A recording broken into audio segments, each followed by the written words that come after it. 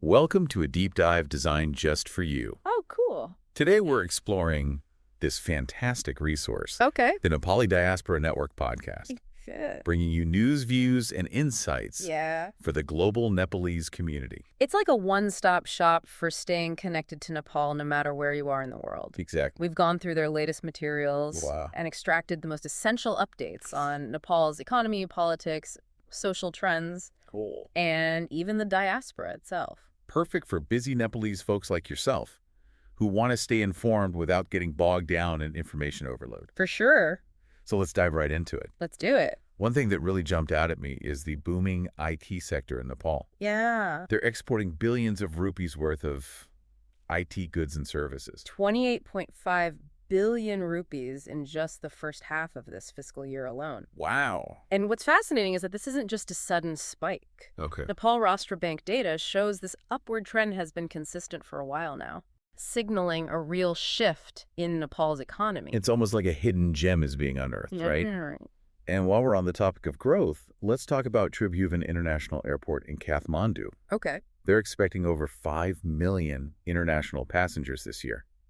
Yeah, that's a huge milestone. Wow. Think about it. That's 5 times the number of passengers they had back in 2000. Oh, wow. It really highlights how Nepal is becoming more connected to the world, Yeah. not just for tourism, Right. but also for education and, unfortunately, labor migration, too. That's a double-edged sword, isn't it? It is. The increased connectivity is fantastic, but it also underscores some of the economic challenges that are pushing people to seek work abroad. Yeah. But hey, on a positive note, all those travelers mean a boost for Nepal's aviation industry. Definitely. And to handle all that traffic, they're working on expanding the taxiway at the airport. Oh, cool. The goal is to make things smoother for everyone, reducing those frustrating flight disruptions and delays. It's a sign of progress, even though there might be some temporary hiccups along the way. Okay, let's shift gears a bit and talk about the government's recent decision to slash the national budget. Sure. They cut a hefty 168 billion rupees, Yeah. citing slow spending and lower than expected revenue. What's the story there? Well, it's a bit of a recurring issue, to be honest. Really? It raises concerns about the government's ability to accurately forecast and manage its finances. Some experts are suggesting that the government needs to be more realistic when creating the budget, Okay. taking into account actual spending patterns and potential revenue shortfalls. It sounds like they need to tighten their belts a bit, so to speak, Perhaps. and maybe get some advice on how to manage a household budget from someone who knows what they're doing. On a more serious note, this budget cut could have real consequences for development projects and other important initiatives. That's definitely something to keep an eye on. But on a more optimistic note, it seems like the government is looking to collaborate more with the private sector. Oh, really? Prime Minister Ali is encouraging them to step up and propose ways to revitalize struggling industries through public-private partnerships. What do you make of that? It could be a promising avenue for sure. Yeah. If done right, public-private partnerships can be a real win-win. Okay. They can bring in much-needed investment and expertise from the private sector Yeah. while still addressing important public needs. It's like combining the best of both worlds, right? Right. And speaking of collaboration, there's some exciting news on the energy front. Okay. Nepal and India are getting serious about boosting cross-border power trade. Absolutely. They're discussing plans for new transmission lines that could allow Nepal to export a massive amount of electricity to India by 2035. We're talking about 16,000 megawatts. Wow, that's a game changer. It is. Especially since Nepal has such incredible hydropower potential. Yeah. It's a clean and renewable energy source that could benefit both countries. Exactly. Nepal gets to tap into a lucrative export market, while India gets a reliable source of clean energy to meet its growing demands. It's a win-win. Yeah. And it could even open up opportunities to export electricity to Bangladesh down the line. Now, that's what I call thinking big. It seems like Nepal is really stepping onto the global stage. Yeah. And not just in terms of energy. Have you heard about Abril Geimeyer, the snow leopard? Of course. His recent victory at the K1 World Max Championship in Tokyo is making waves. Wow. To win such a prestigious title on top of being an ISCA World Champion is a remarkable feat. It's incredible, right? It is. It's a testament to his hard work and dedication training with his father, a former international fighter himself, and even going to Thailand for specialized training. Talk about commitment. It's stories like his that really showcase Nepal's talent and potential on a global scale. It's not just about the mountains anymore. And speaking of making Nepal proud on the world stage, there's Dr. Sanduk Ruud, the god of sight. He's restored vision to over 180,000 people across Asia and Africa with his revolutionary cataract surgery technique. What's truly remarkable about Dr. Root's work is his dedication to providing low-cost, high-quality eye care. That's amazing.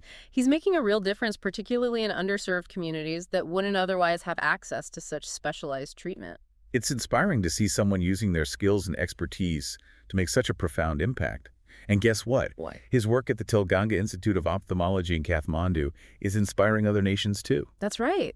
Laos is now looking to adopt their model to tackle their own high rates of cataract blindness. It's a fantastic example of how Nepal is becoming a source of knowledge and solutions for the world. It's a far cry from the stereotypical image of Nepal as just a land of mountains, isn't it? It is. Speaking of which, did you hear about the 6 new peaks over 8,000 meters that Nepal has added to its list? Yes. Wow. While it's still awaiting international recognition from the UIAA, the global governing body for mountaineering, Okay. it's a big deal for Nepal's climbing community. Imagine 14 8,000er peaks in one country.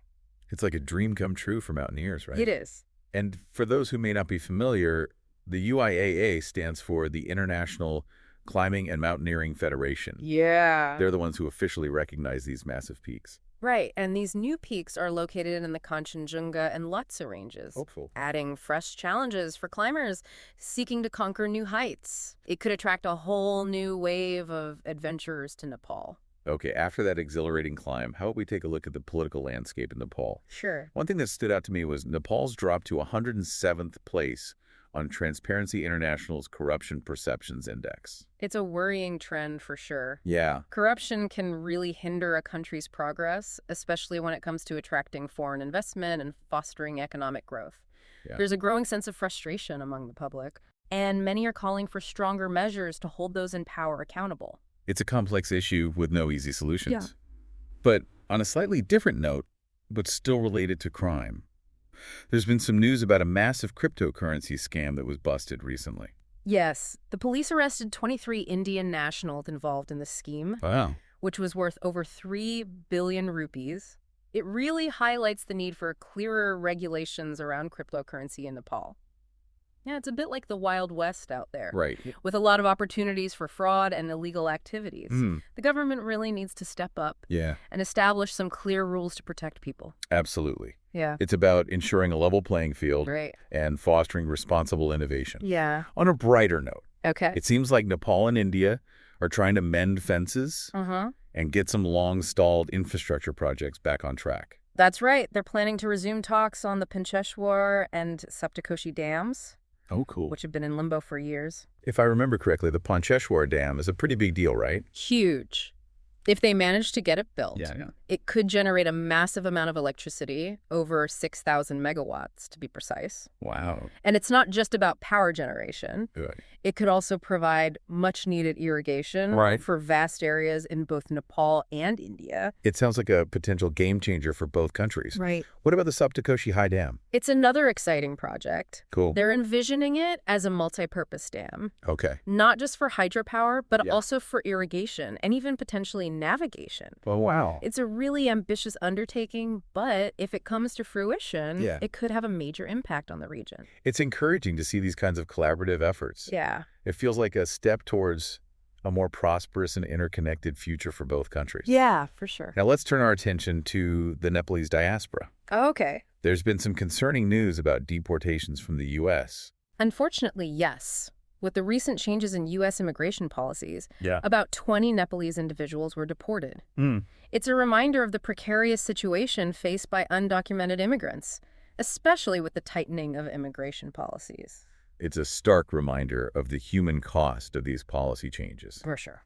On a slightly more positive note, I understand that the Nepali authorities have confirmed that those who returned haven't faced any mistreatment. That's a small bit of good news amidst a difficult situation. It suggests that there's at least some level of respect for the rights and dignity of those being deported. Absolutely. Yeah. And while the situation in the U.S. is concerning, there's some good news for Nepalese people seeking work opportunities overseas. Okay. Japan and Israel are looking to recruit thousands of Nepalese workers. What can you tell us about that? Japan has a rapidly aging population and a growing need for caregivers. Uh-huh. They're looking to recruit a massive 20,000 Nepalese caregivers through a structured program that offers competitive salaries and multi-year contracts. Wow, 20,000. That's a huge opportunity. What Fine. about Israel? They're also facing a shortage of workers in elderly care facilities Right. and are planning to welcome 1,000 Nepalese auxiliary workers through a government-to-government agreement. It's great to see these kinds of structured programs emerging. Yeah. They provide a much safer and more secure pathway for those seeking work abroad Right. compared to the risks and uncertainties faced by undocumented immigrants. Exactly. And it's not just about the workers themselves. Yeah. These programs can also benefit Nepal by providing much-needed remittance income, which can have a positive impact on the economy. It's a win-win situation, helping to address labor shortages in those countries while also creating opportunities for Nepalese workers. Yeah, for sure. Speaking of opportunities, let's talk about trade for a moment. Yeah. I understand that Nepal's parliament is looking at a new bill aimed at modernizing the country's trade laws. Yes. It's a much-needed update considering that the current trade law dates all the way back to 1957. It's really showing its age and can't keep up with the complexities of modern international trade. So what are some of the key changes being proposed in this new bill? Well, for starters, they're introducing the concept of an XM code. Huh. This would be mandatory for anyone involved in importing or exporting goods. It's a way to track and monitor trade activities more effectively. It sounds like they're trying to bring things into the 21st century. Exactly. Yeah. They're also including provisions for regulating trade fairs, exhibitions, and even what's called intraport trade. This is where goods are imported from one country and then re-exported to another after some modifications. It sounds like they're trying to cover all the bases. Yeah. What's the overall goal of these changes? The main aim is to make trade procedures smoother Okay. and introduce more modern concepts Yeah. and increase transparency and efficiency in foreign trade. It's all about creating a more business-friendly environment and attracting foreign investment. That makes sense. Are there any concerns about this new bill? Some trade experts have pointed out that while the bill is a step in the right direction, Okay. it's missing a few things that are becoming increasingly important in global trade. Like what? For example, there's no mention of sustainable trade practices or using technology to boost efficiency and transparency. So there's some blind spots they need to address. Exactly. It's crucial to ensure the new law is comprehensive and forward-looking. Right. They also need to think about consumer protection, health, and safety standards for imported goods. It's all about striking a balance, right? Precisely. Protecting consumers while also promoting trade and economic growth. They need to consult with businesses and other stakeholders to get their input and make sure the final version of the bill is as robust and effective as possible. Okay, let's take a break from the intricacies of trade law and talk about something a bit more awe-inspiring. Sure. Have you ever heard of the Kaligandaki Gorge? Oh, it's incredible. It's absolutely breathtaking. It's actually the deepest gorge in the world, carved out by the Kaligandaki River over millions of years. You have these towering peaks, Dhaulagiri and Annapurna, rising majestically on either side. It's a sight to behold. It's a true testament to the power of nature. Yeah. And it's not just a geological marvel, Right, it's also a spiritual site for many. You'll find sacred salagram fossils there. Oh, wow. Which are revered in Hinduism as representations of Lord Vishnu. It's a place where nature's grandeur and spiritual significance intertwine. It sounds like a place that nourishes both the soul and the senses. I can see why it's a popular destination for trekkers. Absolutely. The Annapurna Circuit, one of the most famous trekking routes in the world, passes through the gorge, offering breathtaking views and an unforgettable experience. Speaking of breathtaking views, we can't forget about Nepal's iconic mountains. Yeah. We talked earlier about those 6 new peaks over 8,000 meters. But did you know that Nepal has over 3,000 peaks Wow. that are over 5,500 meters high? That's mind-boggling. It's true. And the government is working on documenting and mapping all of them. Out of those 3,310 peaks, 1,913 require specialized mountaineering gear to climb. Wow. So whether you're a seasoned pro or a beginner, there's a mountain waiting for you in Nepal. It's like a giant playground for adventure enthusiasts. Yeah. And it's a major source of revenue for Nepal, too. It is. Just last year, they issued over 2,500 climbing permits. Mountaineering is a big part of Nepal's tourism industry, and the government is making efforts to promote responsible tourism in the mountains, ensuring the safety of climbers and the preservation of these pristine environments. Now let's shift gears a bit and talk about some of the challenges faced by the Nepalese diaspora. Okay. Human trafficking, unfortunately, remains a serious concern, especially for those seeking work abroad. It's a heartbreaking issue, preying on people's hopes for a better life. Yeah. Poverty, lack of opportunity, and weak law enforcement all contribute to this problem. It often leaves victims trapped in exploitative and abusive situations. It's a complex issue with no easy answers. But I understand there are organizations working to combat human trafficking and provide support to victims. Yes, there are. Okay. The Bureau of Human Trafficking Investigation in Nepal is doing important work. They investigate cases, prosecute traffickers, and raise awareness about this issue. International cooperation is also crucial in dismantling these criminal networks. It requires a collective effort for sure. Right. Now, before we wrap up our exploration of the Nepali Diaspora Network podcast, let's talk about climate change. It's a global crisis, but Nepal is particularly vulnerable to its impacts. Right. From melting glaciers to more frequent and intense weather events, it's already affecting people's lives and livelihoods. While Nepal's ranking in the Climate Risk Index seems to have improved, they're now in 69th place. Some experts are skeptical. They argue that the ranking doesn't fully reflect the severity of the situation on the ground. They point to recent events like the devastating floods in the Kathmandu Valley, Right. the record rainfall in Kanchanpur, and the severe flooding in Manang. Those events were truly devastating. It's a stark reminder that climate change is not a distant threat. It's happening now. It is. What's being done to address these challenges? Nepal is working on adaptation and mitigation strategies, Okay. focusing on building resilience to climate impacts Yeah. and reducing greenhouse gas emissions. But it's a long-term effort that requires sustained commitment and international support. It's a challenge, but also an opportunity for Nepal to become a leader in sustainable development.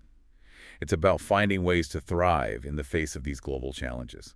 Now, before we wrap up our deep dive into the Nepali Diaspora Network podcast, Yeah. I wanted to circle back to those 6 new peaks we talked about earlier. Okay. It seems like getting them officially recognized has been a bit of a long journey. It has. The Nepali government has actually been pushing for international recognition from the UIAA for over a decade. Wow, a decade. That's quite a commitment. Yeah. Why is it so important to get these peaks officially recognized? Well, there's the national pride aspect, of course. Right. But it goes beyond that. Official recognition would mean these peaks would be included on the official list of 8,000ers, attracting even more climbers to Nepal. Ah, so it has the potential to boost tourism even further. Exactly. It could bring in more revenue, create new jobs, and further cement Nepal's reputation as the premier destination for high-altitude mountaineering. It's fascinating to see how something like recognizing a few new peaks can have such a ripple effect. Well, I think we've covered a lot of ground today, exploring a wide range of topics that are shaping Nepal and its diaspora. We have. We've gone from economic trends and political developments to social and cultural highlights, and even touched on climate change and global challenges. And it's all thanks to the excellent work of the Nepali Diaspora Network podcast. They're doing a fantastic job of keeping the global Nepalese community informed and engaged. They really are. If you're looking for a reliable and engaging source of news and insights on Nepal, I highly recommend checking them out. You can find them at nepalidiaspora.net. Absolutely. And before we go, have you heard of balayat.uk? It's a great resource for the Nepalese community in the UK. Right. Whether you're looking for a job, a place to live, or just want to connect with fellow Nepalese in the UK, balayat.uk has you covered. Think of it as your online hub for classifieds events, and even finding Nepalese-owned businesses. It's a fantastic way to stay connected and find opportunities within the vibrant Nepalese community in the UK. Well, that's all the time we have for today's deep dive. Thanks for having me. It's been a pleasure exploring these fascinating topics with you. And before you go, here's a thought to ponder. With Nepal's growing IT sector, its vast hydropower potential, and its increasingly global connections, what role will the diaspora play in shaping the country's future? Something to think about as you continue to engage with Nepal and its vibrant community around the world. Until next time.